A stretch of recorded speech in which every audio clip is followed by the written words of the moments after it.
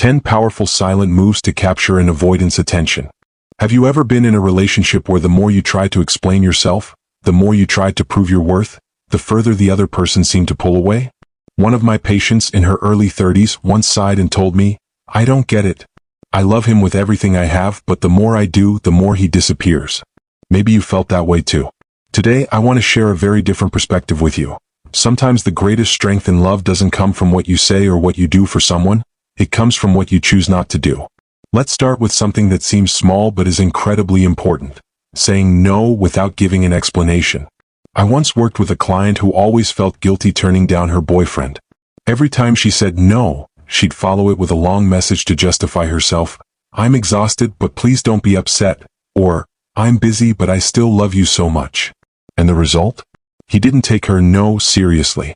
It wasn't until she learned to simply say, "Not today. Hope you have a good day," without adding anything else, that the dynamic began to shift. You see, sometimes the power of saying no doesn't come from how long your explanation is, but from the quiet strength behind it. The second thing, stop trying to figure them out. If you've ever loved someone with an avoidant tendency, you know this feeling. You become a detective, constantly decoding every text, every glance, every silence. You ask yourself, is he being distant because of work stress or because of me? Or, did she disappear because she's busy, or because she doesn't love me anymore? You fall into the trap of overanalyzing. But here's the truth. Sometimes stopping the effort to understand is the strongest message you can send. When you put down the magnifying glass and stop dissecting their every move, you hand the emotional responsibility back to them. And that withdrawal, paradoxically, forces them to face themselves. One technique I often suggest to my patients is to mirror distance with calm. Picture this. You send a message and they leave you on scene all day. The usual reaction? Anger, sulking, accusations. But what if you simply carried on with your day as if nothing unusual happened? Not cold, not clingy, just steady? What happens then? I remember a male patient once told me, "Doctor, it drove me crazy when my girlfriend didn't react. I wanted her to chase me, but instead she stayed calm. And that's exactly what made me think about her nonstop." See, when you step out of their scripted drama, they're forced to rewrite the script, and this time, you become the center they revolve around. But to do that, you need a solid foundation, nurturing other social connections. I've met many people who, when involved with someone avoidant, abandon their friends, their family, even their community ties. They pour all their energy into just one person, and then feel crushed when that person doesn't give back. But imagine this instead, having dinner with your family, going on a weekend trip with old friends, or joining a volunteer activity. When you're genuinely connected to the bigger world out there, the avoidant partner no longer sits on the throne in your heart. And strangely enough, it's often at that very moment, when they're no longer the center of your universe, that they start to worry and crave your presence even more. Another key thing, stop explaining yourself. Have you noticed how often you do this? When the other person pulls away, you rush to explain, "I only text a lot because I miss you," or, "I only got jealous because I care so much." But every explanation is like a rope that ties you tighter to them. When you stop, when you choose silence instead of justifying yourself, that space suddenly becomes powerful. And in that space, the avoidant one starts to feel uneasy. Why isn't she explaining anymore? Why is he so quiet? That's the moment you're no longer the one chasing. You become the one they have to seek. I want you to imagine this. What if tomorrow you woke up and no longer felt the need to explain, to analyze, to chase? How would that feel? At first, it might feel strange, even uncomfortable. But soon, you'd discover a new kind of freedom, like finally being able to take a deep breath after days of suffocating. In psychology, this is called an emotional energy shift.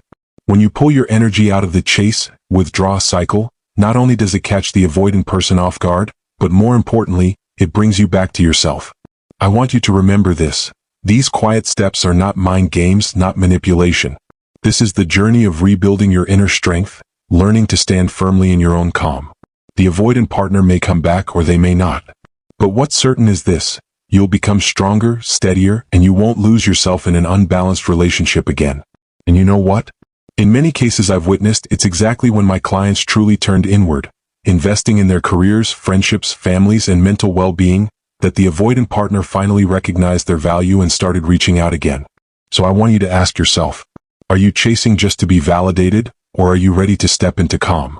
Are you trying to be the key that unlocks someone else, or are you willing to hand the responsibility back to them? Do you dare to say one simple, firm no, and then smile as you keep moving forward? If you can, you'll realize that silence is not an empty void. It's your strongest voice. Let me leave you with this. True strength isn't about who you can chase. It's about daring to return to yourself. When you do, not only will the avoidant person start to rethink, but you'll also open the door to a healthier, fuller, more deserving love life. And if you're listening to me right now and see yourself in these stories, give yourself permission to try stepping into silence. Just once. You may be surprised at how life, and even the very people who once took you for granted, start finding their way back to you.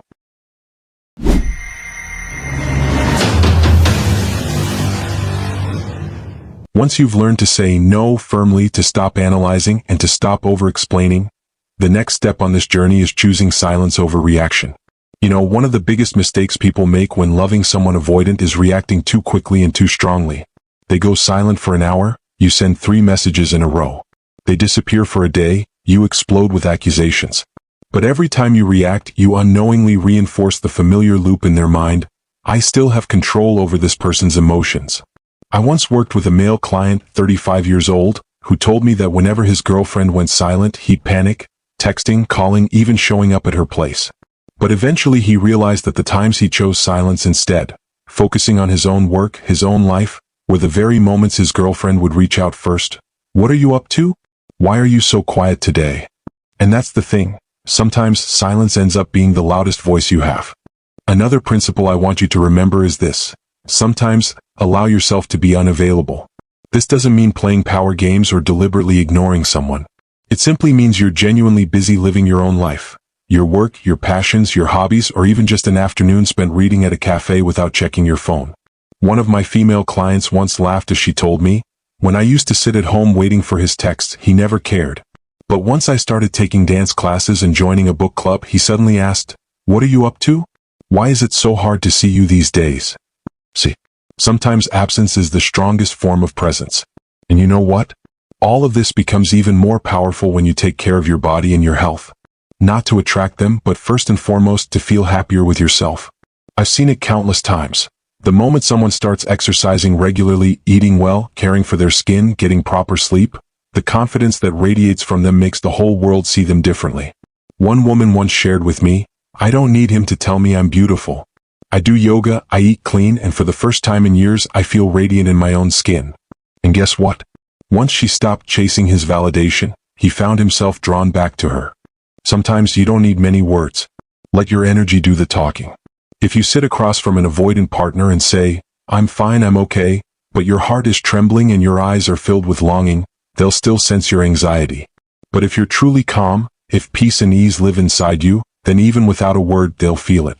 I see this clearly in group therapy sessions. There are people who barely speak, yet their quiet presence commands the entire room. And it's the same with avoidant partners.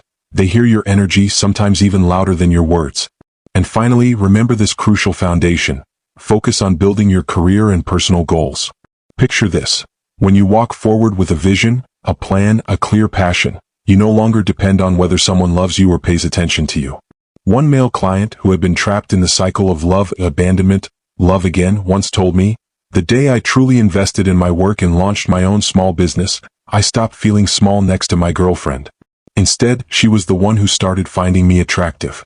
That's because when you build your own life, you become naturally magnetic, without trying. That's when the avoidant partner realizes, this person no longer lets me define their worth. And that's exactly what makes them crave connection again. You see, these silent moves aren't mind games. They're a journey back to yourself, calm, free, and strong. Before we wrap up today's video, I want to give you a small gift. A free ebook on avoidant attachment. It's short, simple, and easy to follow. Inside, you'll find the most essential insights about avoidant attachment, not just to help you understand the person you love, but also to help avoidant individuals understand themselves and learn how to build healthier connections with both society and intimate relationships. You can download it right now in the description below this video. And now, I'd love to hear from you. Have you ever been in a relationship with an avoidant partner? Have you ever tried staying silent, choosing not to react, and noticed what happened? Share your experience in the comments because your story might be exactly what someone else needs to hear today. If you found this video helpful, don't forget to hit subscribe, give it a like, and share it with someone who might need it. That's what helps me keep creating more videos like this to walk with you on your journey of healing and emotional growth. Thank you for being here with me today. I'm Evan Raid, and I'll see you in the next video.